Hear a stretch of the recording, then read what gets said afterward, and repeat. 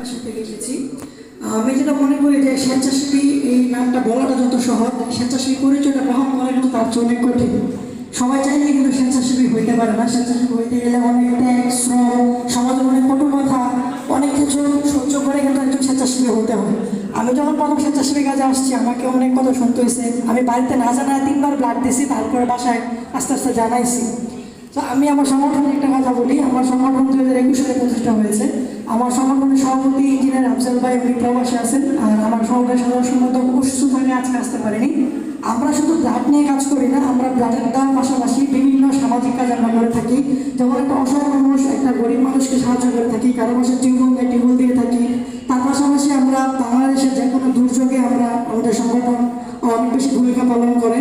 যেমন গত লক্ষ্মীপুরে যে বন্যা হয়েছিল, সেখানে আমি নিজে 3 দিন ছিলাম, তার কার্যক্রম এবং ত্রাণ সহায়তা নিয়েছিলাম।